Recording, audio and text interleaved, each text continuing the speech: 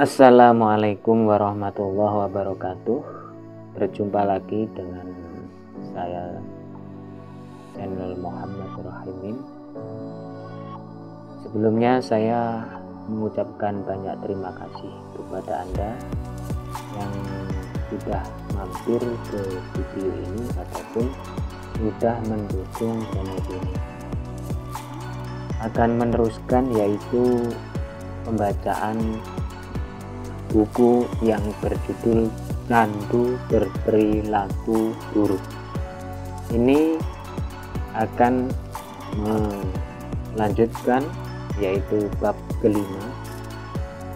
Apa itu yang bab kelima? Yaitu beralih ke bab kelima, masih garis besarnya candu berperilaku buruk. Kali ini tentang kecanduan dalam pemborosan. Bisa dikatakan foya-foya harta, dan tentu dinamakan menghambur-hamburkan harta benda tanpa guna.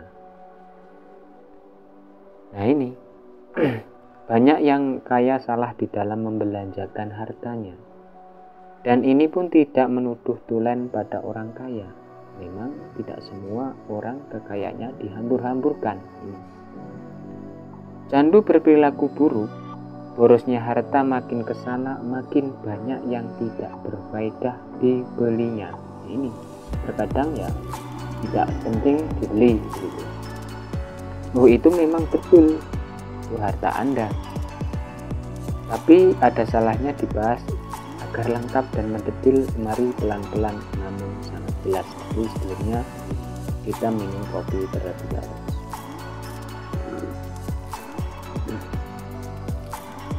Pesta yang diadakan mungkin di jauh-jauh hari dipersiapkan agar tidak kejadian kurang.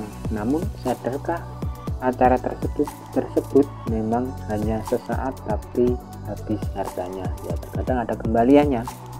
Misal pesta pernikahan, kalau pesta hanya pesta biasa ya nggak tahu juga.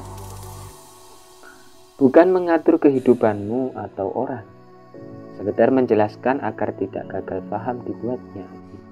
Berbeda boros dengan dermawan. Yang bikin beda manfaatnya dan tidaknya harta tersebut ini. Banyak yang tahu sifat boros itu perbuatan buruk, dan jangan juga terlalu pelit dan perhitungan. Lihat kebutuhan yang ada, maka akan lebih tahu mana yang lebih penting ya contohnya ya harus mementingkan yang paling penting.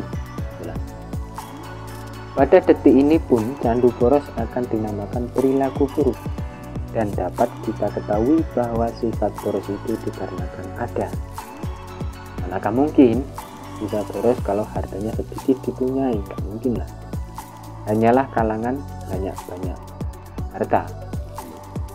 Candu berperilaku buruk, hal boros harta, paling tidak kita semua tahu kegunaan harta tersebut.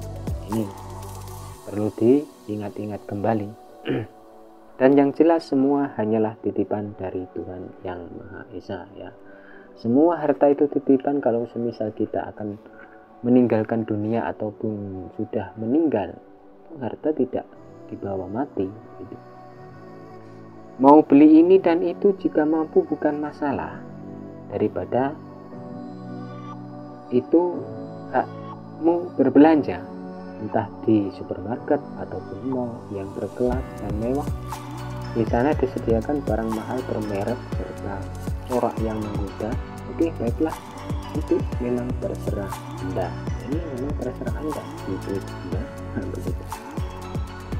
Candu berperilaku buruk pemborosan uang serta pemborosan harta benda ataupun entah kendaraan, membeli kendaraan, membeli tanah luas serta bisnis yang berkelas.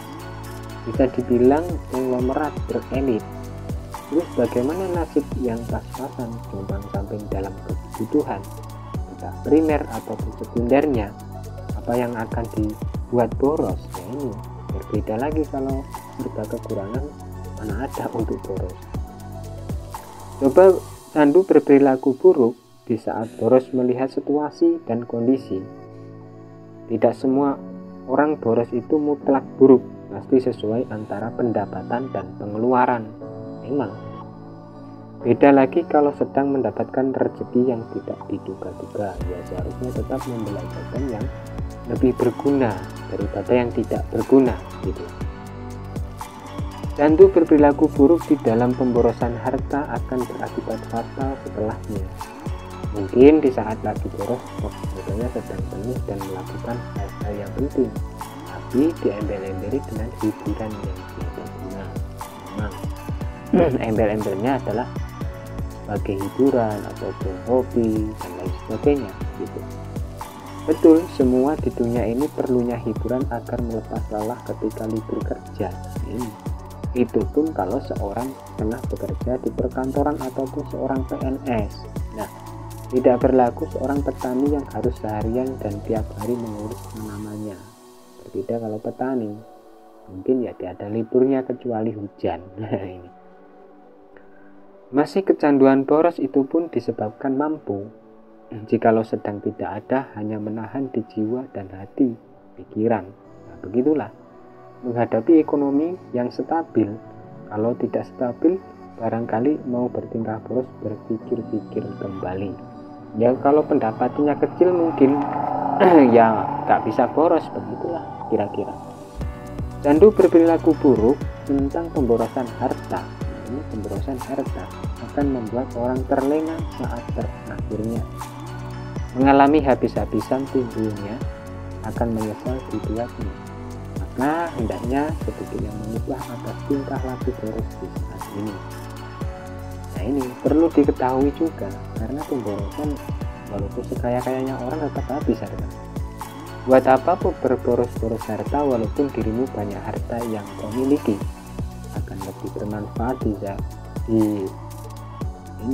jariahkan atau disodakohkan. Sebab namanya candu pemborosan akan lebih membuat rugi Anda. Bila mana terus melakukan itu, tanggung jawabnya Anda sendiri. Ya tentu malah mungkin orang lain ikut-ikutan andil dan bertanggung jawab, kecuali memang harta investasi. Ini dalam candu berperilaku buruk, dalam pemborosan tidak ada hal baik dimaknai, entah boros harta, boros waktu, dan juga boros di dalam penentuan perjanjian hal. Mudah dalam mencegah itulah hanya omongan jual. Memang mencegah hanya enteng di omongan, dan dilakukan yang nggak tahu juga. Nah ini kalau melakukan akan merasa lebih berat daripada omongan, itu lebih berat melakukan ini.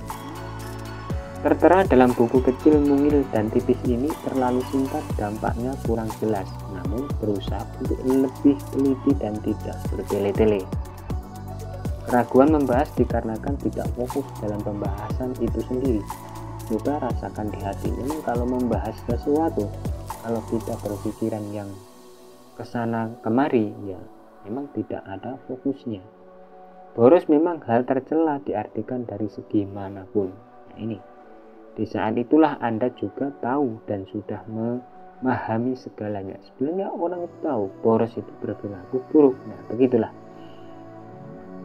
Mempertingkat nilai pribadi kita, maka belanjakan hartamu sesuai kebutuhan, tidak berlebihan membeli. Ya, yang penting tidak berlebihan. Sebenarnya kita minum kopi kembali di sini. Memang pemborosan itu kan membuat orang akan lebih menyia-nyiakan harta lah, kalau ya bahasa kasarnya begitu.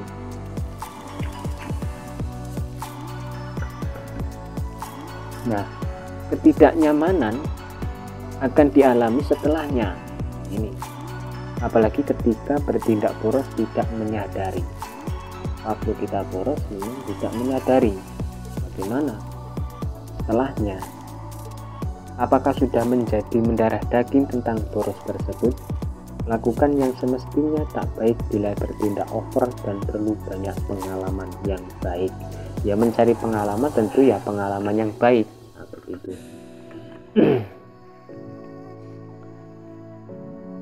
Candu berperilaku buruk tentang pemborosan akan menjadi pembicaraan publik atau di sini entah akan menjadi menarik atau tidak, perlu dicoba dan melanjutkan lebih dalam.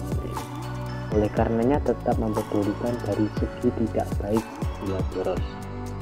Alangkah tidak baiknya kalau hanya setengah-setengah saja. Maka akan aku menerangkan full tanpa jeda apapun biar kita sama-sama puas tentunya. Ini sangat singkat tapi harus dimaknai sendiri. Memang kalau dibilang sudah cukup bisa saja dan pantas diakhiri sambil berperilaku buruk tentang pemborosan harta benda. Berpesan kepada siapapun agar tidak berboros harta karena itu perilaku yang buruk. Makanya jangan berlebihan dalam membelanjakan sesuatu apapun yang tidak ada gunanya. Nah, itulah sekilas keterburukan. Memang ini singkat. Ini singkat. Mungkin ada nanti dilanjutkan, tapi kayaknya ini salah menulis kayaknya. Yang tadi bab 5, sekarang itu sebenarnya bab 6 ya. Bab 6 nanti akan melanjutkan candu berperilaku buruk tentang makanan, tentang yang makanan instan ini dan sebagainya. Mungkin itu saja yang dapat saya sampaikan, kurang dan lebihnya mohon maaf yang sebesar-besarnya. Dari saya, wa'afu minkum. Wassalamualaikum warahmatullahi wabarakatuh.